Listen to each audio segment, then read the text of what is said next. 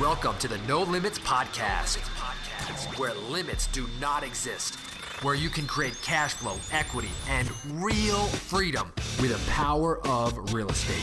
3, 4. Now, we will begin. Welcome to the Dojo. How to negotiate a price reduction with a seller. That's the topic of today's show. Welcome to the No Limits Real Estate Investing Podcast. This is Todd Toback, and if this is your first time listening to the show, head on over to NoLimitsRealEstateInvesting.com and download a copy of the map. This is the massive action plan. And whether you are first starting out, or maybe you're trying to quit your job, or you're trying to build a business that is 7 figures, that operates without you, that throws off cash month after month, this is the blueprint that will get you there. So head on over to our website, NoLimitsRealEstateInvesting.com, and download the wholesaling map. So let's talk about how to negotiate a price reduction with a seller, right? We've locked up a deal. We thought it was great. We have it under contract. You know, we talked to the motivated sellers and we talked to the cash buyers, and now we have no offers, right? We hear crickets. And man, we thought it was a deal. Can't sell it. The disappointment now sinks in. Well, do not lose heart, because I'm going to teach you how to negotiate a price reduction, save your deal, and take a deal that was going to be zero and turn it into $25,000 or more by doing a few key things. Now, this is really, really important. I'm going to talk about just ethics for a moment. So many investors and wholesalers, what they do is they lock up deals with a seller and get it under contract with the intent to negotiate a price reduction later.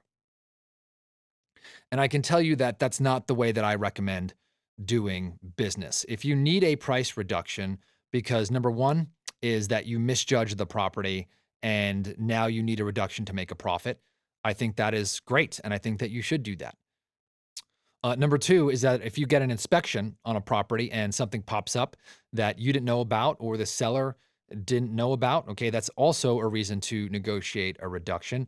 Number three, a situation with a tenant or a move out or damage to the property, or something pops up in due diligence, maybe on location or some kind of zoning of the property, then you are more than welcome to negotiate a reduction. So it's very, very important that if you need to negotiate a price reduction because you can't make a profit, or if something pops up or a situation changes, go for it, right? The seller can say no. They don't have to say yes, right? So you are not, taking anything away from them.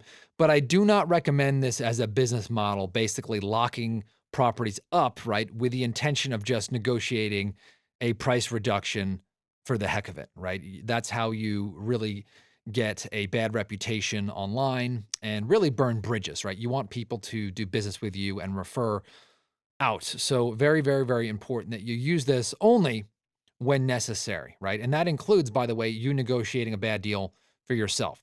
So you have the property in a contract, you can't sell it, and now you need to negotiate a price reduction so you could take a dead deal and turn it into $25,000. I could tell you this is also a game changer. The people who do this right are the ones who change their businesses drastically. So we have a house we can't sell. So hopefully on every deal, you are now getting a property inspection. Professional property inspection costs $250 if you negotiate it the right way. So now you've got this detailed report with everything wrong with the property. Now, if you know that you need to get a price reduction, what you have to do now is get certainty. All right. Get certainty that you can close or that you will close. So you need to determine the exact price that you need to be at right after your initial projections were off. So let's say you sent this out to your cash buyers or you tried to sell it and nobody bid. Now what you need to do is find out the number that this property will sell at. So get feedback from the buyers or the agents or the investors at the price that you are willing to sell this property for, or the price that they're willing to buy the property for. Get a firm commitment from them. Or if you're going to take the property down and buy it with your own cash, get the number that you are comfortable buying it at. Get it, commit to it, and understand and say, listen, if I can get the property at this price, I will close. Okay, know that so that when you talk to the seller, you have absolute certainty. This is really important because when you ask for when you talk to a seller, they're going to get uncertain as soon as you tell them that you can't close at the current price. So now you have to re-anchor them and get them certain. Okay, very, very important. So get that number in your head.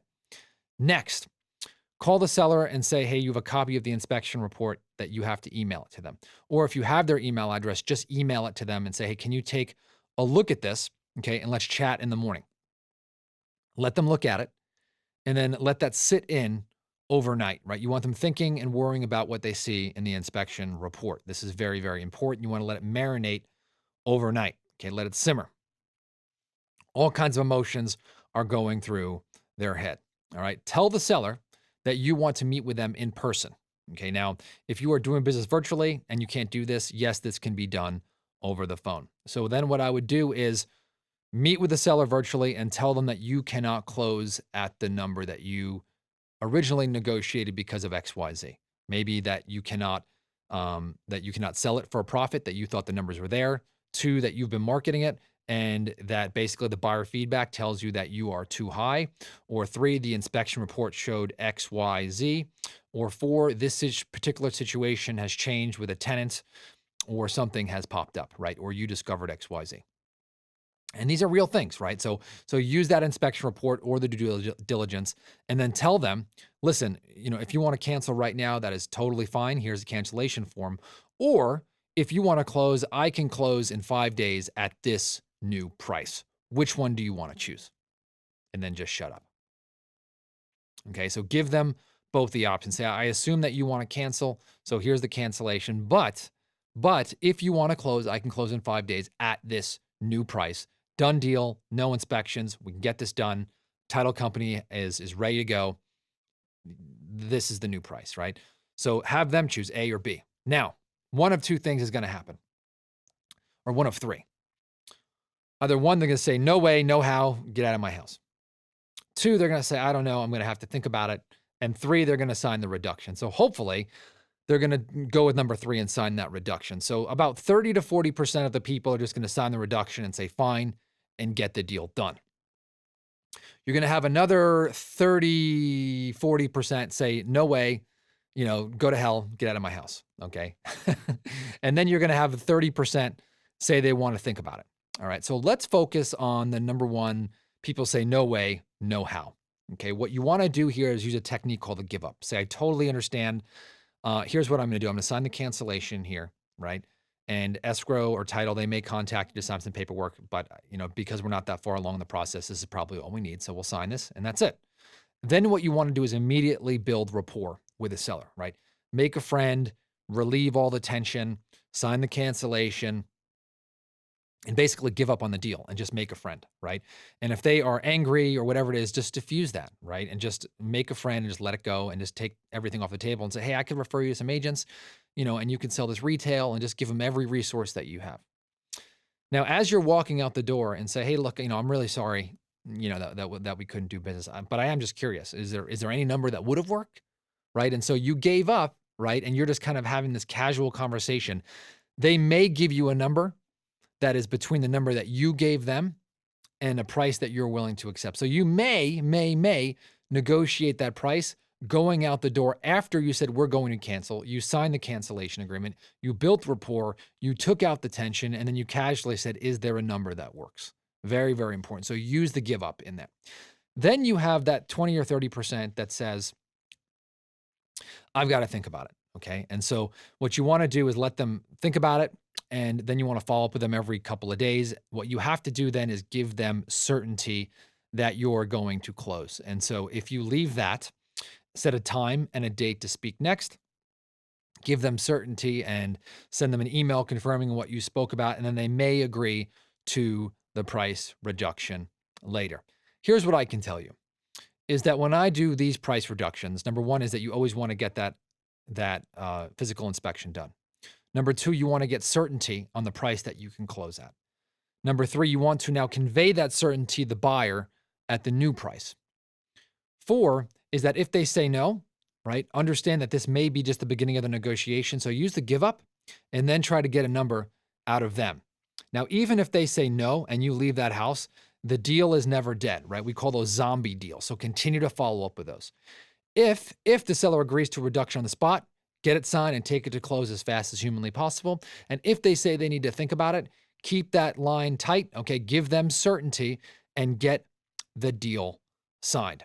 Negotiating price reductions is a big part of this business. Imagine that you are losing 2 or 3 deals a month because you negotiated poorly. And because of that, you now can save 1 out of 3 or 2 out of 3 and turn basically no revenue into $30,000 or $40,000 in revenue every single month. Imagine what that would do for your business. These little tweaks are game changers. And I talk a lot about this in the No Limits selling system. I talk a lot about this in the podcast, but if you want deep training on this, how to talk to motivated sellers and the mindset and the objections and how to get price reductions on a really, really, really deep level, okay, go to nolimitsalessystem.com, okay? And there you can basically buy the system and invest in the system that I've used to train thousands of investors across the country and my own acquisition team. So go ahead, go out there and negotiate great deals. If you've got to negotiate a price reduction, go for it. Make it happen. You'll be helping yourself and helping the seller. Talk to you soon.